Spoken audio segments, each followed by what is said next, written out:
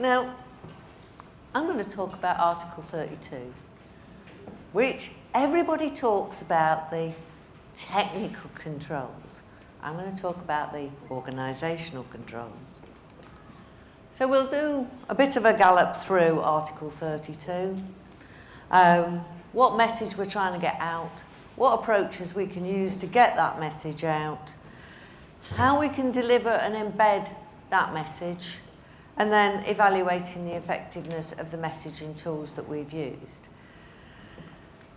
Just a little bit of background about the organisation I work for. We pay, or us and our customers pay, around about 2.2 million people. So data protection and security and organisational culture is really important to us because we need to know what's going on. But that's not what I'm going to talk to you about today. I'm talking to you about Article 32. The controller and the processor. So I'm a processor most of the time, I'm a controller some of the time. Shall implement appropriate organisational controls or organisational measures. Well, what exactly does that mean? Well, you can have all the process and all the procedures and all the policies till they're coming out your ears. But if people actually don't believe in it, they don't do it. So for us, it's about how do we get that message into the psyche of our organisation. So let's have a look at the messages. And we've all got one of them. We all have a Dave. Because Dave is the one person in your organisation who think they're special. They don't need to know anything about data protection. They don't need to know anything about security or anything else. So the messages I have to get through to my Dave are about confidentiality. Now I do that in part through education, but also in part through getting him to sign a confidentiality statement as part and parcel of his contract. And every now and then I remind him that he's got that. I talk about privacy. And I talk to my Dave and say, you need to think about privacy in your day-to-day work. And I'll come on to how I do that in a minute. And I also talk about security, because security isn't just the technical stuff. It's also about thinking, should I really send that email to that person? Should I really attach that document to that email? Or should I be thinking about, I need to encrypt that email? Or I need to put it on an SFTP? Or I need to think about a different way of actually communicating that information. And, like all of us, my Dave is not always there. Risk. My Dave is my biggest risk. They always are, because they don't think it applies to them. And then I need them to think about information management. Yes, just because you've got it, you can't keep it forever. I know you'd like to, and I know you'd like to keep it just in case, but you can't. At some point it goes past its sell-by date. So, can we get rid of it, please? Okay, so how do we look at that? What approaches can we use? I've seen all of these, by the way. Fire and forget. Everybody's done their data protection training. This came in under the Data Protection Act 98. And every organisation put all their employees through data protection training once. You got the situation whereby nobody ever refreshed it.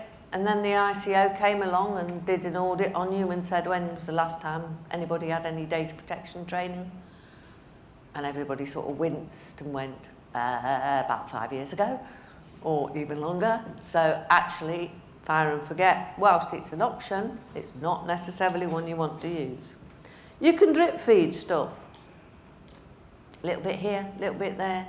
Great. Can have benefits. Can also be very disjointed. lack of cohesion. You can overload people. Right, well, here's a bit of content on this, and here's a bit of content on that, and here's something about that, and they're all going, "Have I had enough? Thank you very much." You can structure it so that you actually work with other departments. I work with our security department, and I also work with our business assurance team. So we actually combine things going through. And I also work with all the on-the-ground teams, the operational teams, to say, if you're doing something on this, can you put this in it? So it might be that managed services, who are one of our high-risk areas, are doing some training on,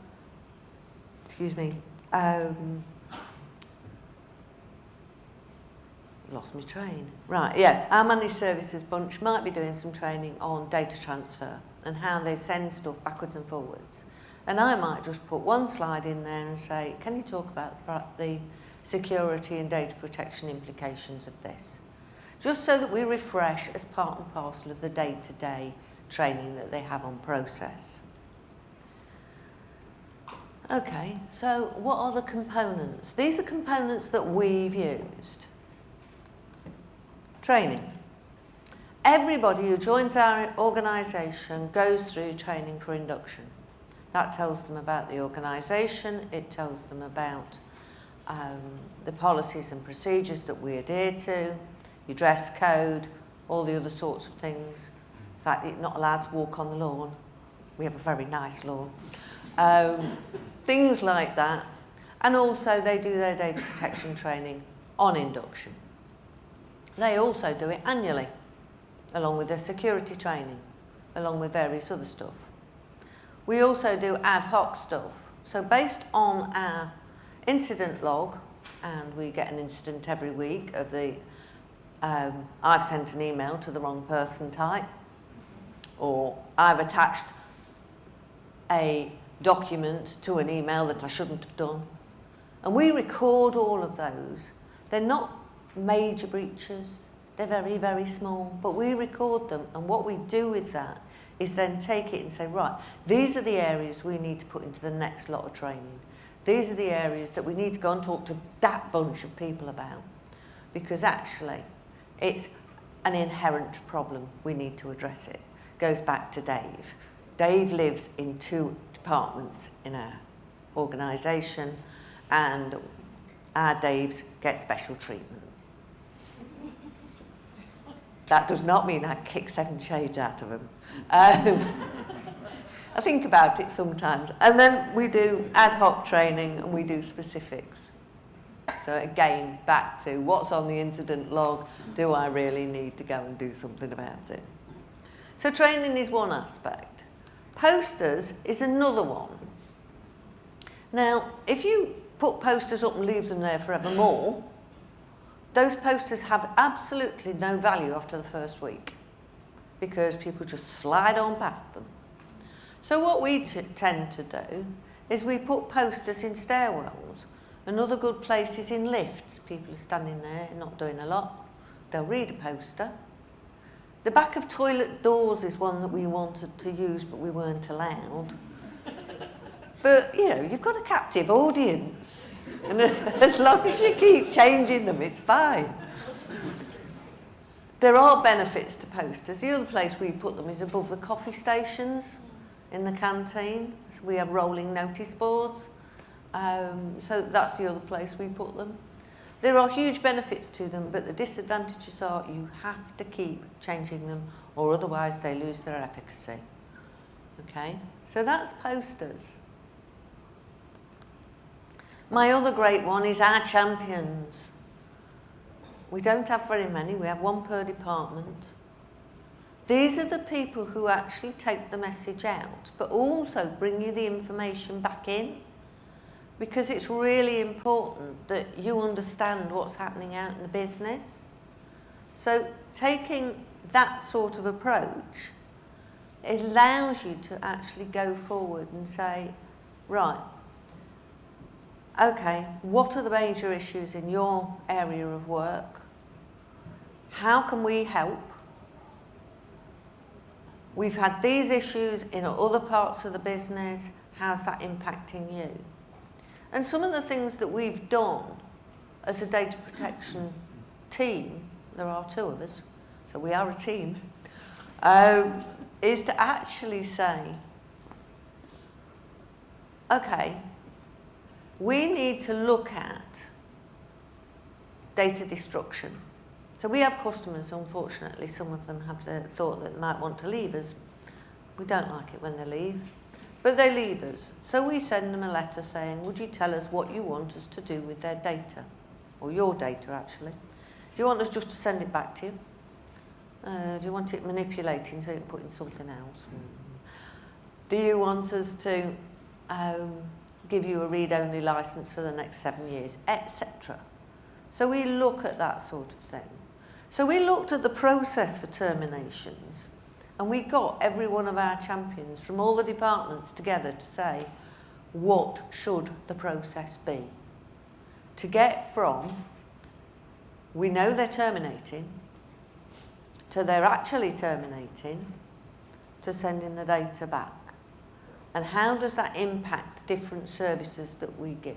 That was a brilliant piece of work with our champions, and they did some really good work with us. But they also did some cracking work with us to actually understand what type of training and what type of messaging we could send out, because they know their people better than we do. We live in an ivory tower on the top floor of a very nice building, which is 4 flights of stairs up, which kills me every morning, but never mind. But you know, our champions are out on the ground floor. They're about, most of them are a mile down the road, so you know, it makes a great deal of sense to get them in. So they are a really, really valuable tool, but you have to recognise what they do. So occasionally we do a breakfast meeting with some bacon butties and such like, so that we can actually say thank you to our people. Okay, so that's where our champions come in. And our champions are really important to us. Scenarios and role play. Now this is brilliant for your senior management. We did a session not long ago with our executive for a data breach. And basically we sat them in a room and we gave them a scenario. And we've drip fed them the scenario over a couple of hours and said, right, okay, who's going out to face the press? Who's going to talk to the customers? Who's going to do this and that and whatever? So that the whole of the executive team started to understand what their role was if we had a major data breach. Touch perspex, we've never had one. And I hope to God that we never do. But not having practiced could mean that the whole of your executive is running around like headless chickens wondering what to do. And you end up with 4 people trying to manage it. Thank you, but no. So we do that sort of thing. It works for the execs, the senior management, if you've got council members or a board of directors, and also your incident management team, of which I am part, because it helps us to understand where they're coming from. So what sort of decisions would they make if faced with this, so that we can actually start to feed them sufficient information to make those decisions. It was great fun. It really was great fun. As they tried to put the chief exec under the bus, who then said, no, I think it should be the chief marketing officer, etc. They were actually really good. So they're the sort of things that we've used. So posters, training, e-learning. We do quite a lot of e-learning and such like. So how do we deliver it? Well, face-to-face training, I go out and I talk at town halls, as we call them, which is basically a team meeting. So I go out and talk to them every now and then on a rolling basis. They get fed up of hearing of me, but never mind.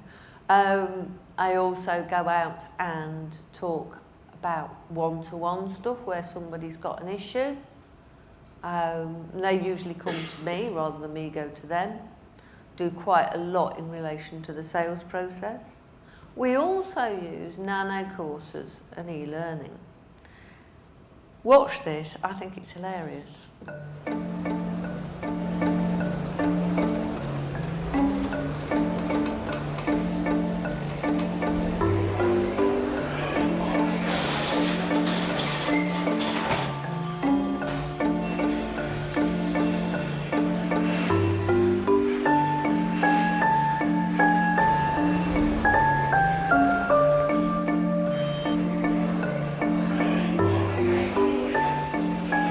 How can I help? How much are those t-shirts? Well, they're $2 data. $2 Yeah. We're not selling for money. We're selling for data. What kind of data? Photos, WhatsApp conversations. Mine? Yours. How much do you want? For Mark, I would take pictures from your phone, and we're going to display it on that screen for the next 2 days. For a t-shirt, I would take 5 WhatsApp conversations from your phone. Of your choosing? And for print, you'd have to offer me something. That's the deal. I don't like that offer. What I want to know is how much your data is worth to you. What would you give me for a print? Loads of dollars. Okay, pictures. The t-shirt with the pictures? I'll go for the market. Yeah, okay, I can do that. Done. Deal. Good. Deal? Yeah, please. Good. I have 3 different currencies in my wallet. I would like to pay you with those. I don't want to pay you with my data. Well, that doesn't work. Why not? If I stand here with your phone and look through all your messages, you feel it. Yeah, so it's an invasion of privacy. It does show that, it makes you think though, doesn't it? Yeah. It's true.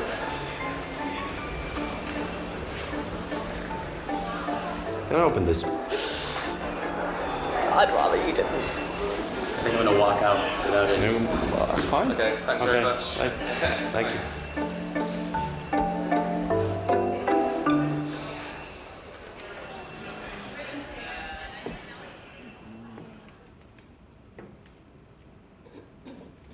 They had a choice. It's really interesting when you think about the fact that they had a choice as to whether they gave up their data or not. We are very, very cavalier about it. Now, we use this sort of nano course. It's on, oh, by the way, it's on YouTube, so please feel free. Because it's actually, there's a lot of free resource out there. So we use this sort of thing to actually get it back into people's psyche to say, would you do it? Would you expect somebody to do it with your data? It gets the message across, but without being awfully boring. And you know, data protection isn't exactly the most sexy subject in the world. So we've used every course or every opportunity that we can to find something a bit more interesting. So what else do we use? We use pop-ups, screensavers, live message boards. Now, you can get something like that. I filched that off the ICO's website and changed the wording. But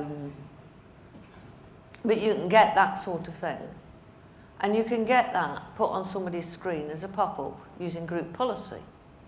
So, you know, it's not beyond the realms. And that gets to everybody's screen at some point or another.